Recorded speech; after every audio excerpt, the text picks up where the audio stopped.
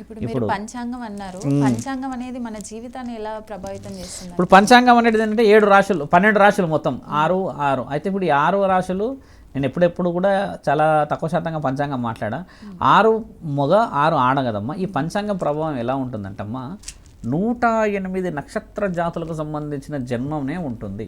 108 అంటే ఏం తెలుసా అమ్మా, పరమాత్ముడు శివుడు స్మరణ ఏదైతే చేస్తాడో అమ్మా ఒక జీవరాశులు మొత్తం ఈ 108 జీవరాశుల్లోనే పుట్టాలి. అంటే పరమాత్ముడు నిన్ను చూడాలి అంటే నువ్వు ఈ 108లోనే ఉంటావు. నీవు సముద్ర గర్భంలో ఉన్నావు అనుకోమ్మా, ఒక మత్స్య రూపంలోనో కానీ ఇంక వేరే రూపంలో ఈ 108 రూపాల్లోనే ఉంటావు. ఈ 12 మాత్రం మానవ శరీరానికి మాత్రం సంబంధించినవి రాశులు. అంటే ఇందులో తారాబలం చూస్తారు. తర్వాత నీలో ఉన్న ఈ 12 రాశులలో రాశి అనేది ఏంటంటమ్మా ఆల్రెడీ రాసున్న రాతని నీకు ఇవ్వడం. అంటే ఈ రాశుల వారికి ప్రభావం ఏంటంటే కొంతమంది అంటారు సింహరాశి మాది కానీ పోయినసారి మీరు చెప్పినట్టుగా జరగలేదు అని అంటే, మరి పోయినసారి చెప్పినట్టు జరగలేదు అని అంటే ఇక్కడ పొరపాట్లు కూడా చాలా జరుగుతాయి మన దగ్గర. రాశులమ్మ పుట్టగానే ఒక సెకండ్ అటు ఇటు పోయినా కూడా రాశులు మొత్తం మారిపోతాయి.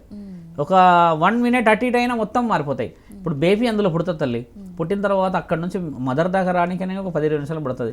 ఆ అక్యూరసీ టైం డాక్టర్ రాయాలన్నా కూడా ఆవిడకి వేరే షెడ్యూల్స్ ఉంటాయి కాబట్టి 1-2 మినిట్స్ 90% అమ్మ ఈ రోజుల్లో రాశులు అనేది కొంచెం అనుభవం ఉన్న వాళ్ళ ద్వారా మాత్రమే రాయించుకోవాలి.